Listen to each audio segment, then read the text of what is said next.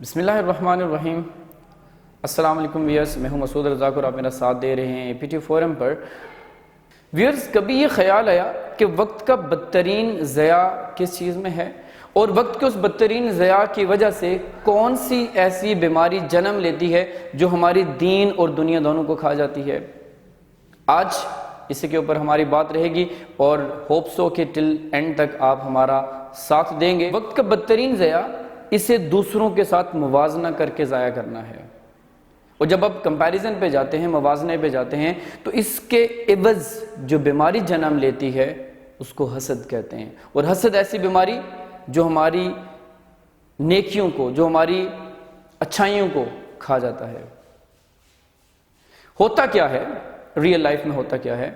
دیکھیں، شیر اور شارک بہترین شکاری تصور ہوتے ہیں۔ شیر جنگل میں شکار کرتا ہے اور شارک سمندر میں شکار کرتی ہے، لیکن اگر کوئی یہ سوچتا ہے، سمجھتا ہے کہ شیر کا سمندر میں شکار نہ کرنا اور شارک کا جنگل میں شکار نہ کرنا ان کو ناکارہ بنا دیتا ہے، تو یہ ہماری عقل کا قصور ہے۔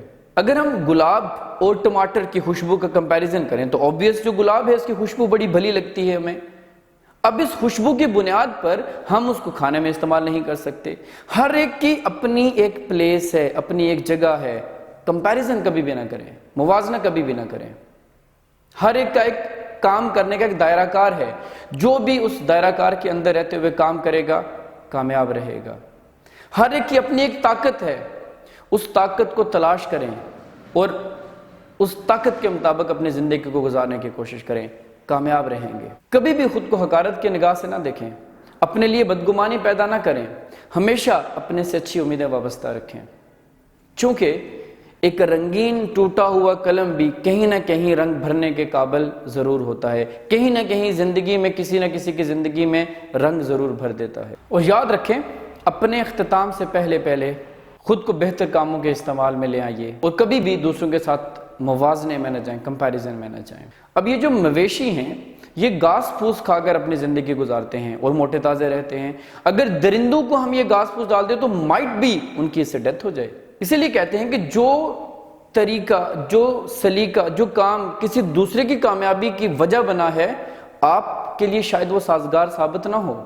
اور خدا کی عطا کردہ نعمتوں، اس کے لطف و کرم اور جود و کرم کے اوپر اپنی نظر جمائے رکھیں، اور جو اس نے جود و کرم اور جو لطف و کرم کسی دوسرے کے اوپر کیا ہے اس سے کبھی موازنہ نہ کریں، چونکہ موازنہ کریں گے تو حسد پیدا ہوگا، اور جب حسد پیدا ہوگا تو دین اور دنیا دونوں ختم ہو جائیں گی۔ سو اپنے وقت کو دوسروں کے ساتھ موازنہ کرتے ہوئے گزارنے سے گریز کریں۔ Take care of your self. Thank you.